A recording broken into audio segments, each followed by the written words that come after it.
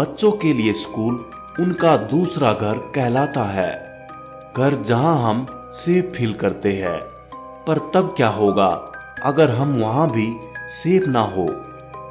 ऐसा ही कुछ हुआ था 15 साल की निशा के साथ। निशा ने एक डांस कंपटीशन में पार्टिसिपेट किया था और अपनी परफॉर्मेंस की प्रैक्टिस के लिए वह स्कूल खत्म होने के बाद अपने दो दोस्तों रमन और पॉल के साथ रुकी थी।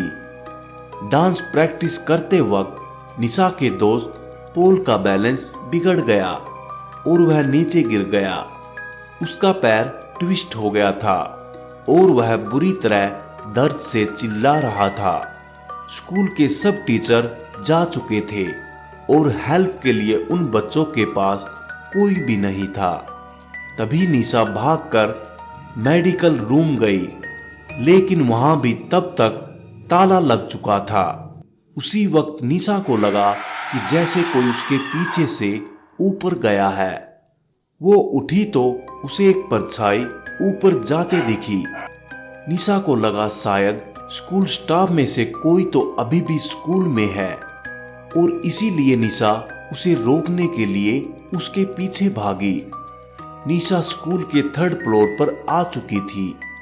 उस फ्लोर पर स्कूल स्टाफ के अलावा किसी का भी जाना मना था। निशा पहले तो वहां सीढ़ियों के पास ही खड़े होकर आवाज लगाने लगी, पर उसे कोई जवाब नहीं मिला, इसलिए वो थोड़ी आगे गई। उसने देखा कि उस फ्लोर पर सिर्फ एक ही रूम था, उस पर भी ताला लगा हुआ था।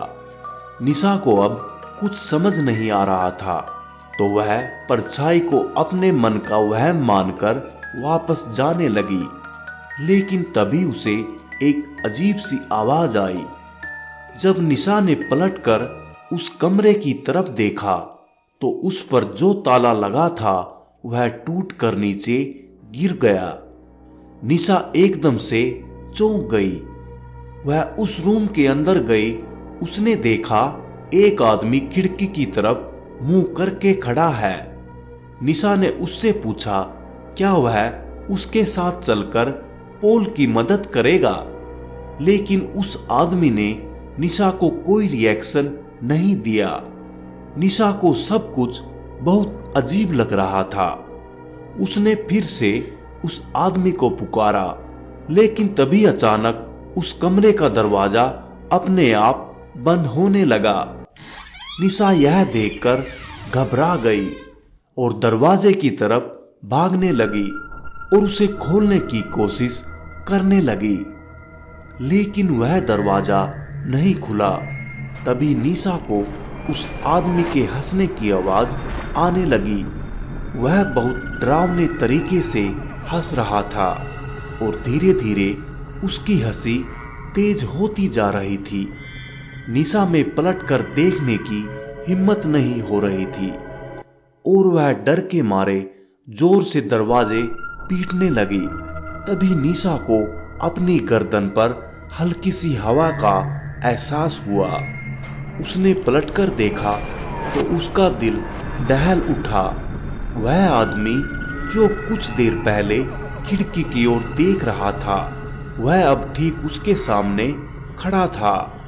उसके चेहरे पर एक हल्की सी हंसी थी जो निशा को बहुत डरावनी लग रही थी।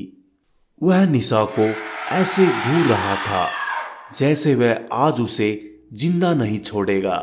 उसने निशा को पकड़ लिया और उसे अपने पास खींचने लगा।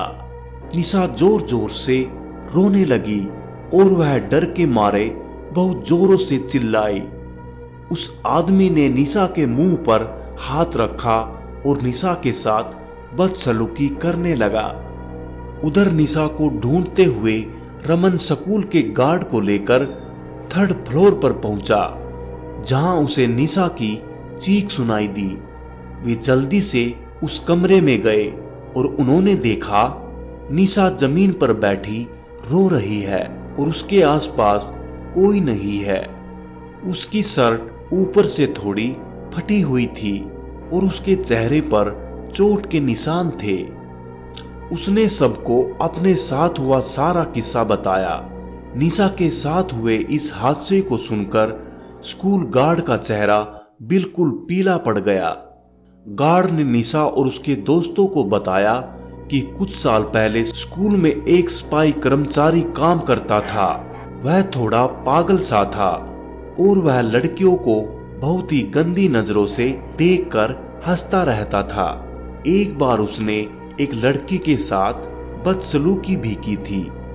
उस लड़की ने जब उसकी शिकायत की तो स्कूल की प्रिंसिपल ने उसे हमेशा हमेशा के लिए उसे स्कूल से निकाल दिया।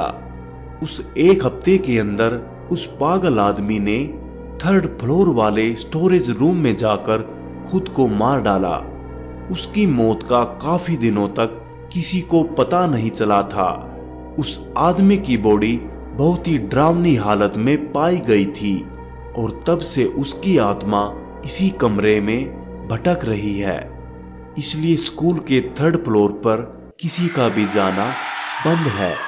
इस इंसिडेंस के बाद निशा इतनी डिस्टर्ब हो गई कि वह कुछ दिन तक स्कूल ही नहीं गई, बल्कि कुछ ही महीनों में उसने एक नए स्कूल में एडमिशन भी ले लिया। लेकिन वह कभी भी उस आदमी की भयानक हंसी को नहीं भूल पाएगी। प्रिय साथियों, अगर आपने हमारे इस YouTube चैनल को सब्सक्राइब नहीं किया है तो कृपया करके हमारे इस चैनल को सब्सक्राइब कर लीजिए। वीडियो को लाइक और शेयर कीजिए और कमेंट बॉक्स में अपना सुझाव देना न भूलें। इससे हमें आपके लिए और अच्छी वीडियो बनाने की प्रेरणा मिलती है। Good luck. जय हिंद।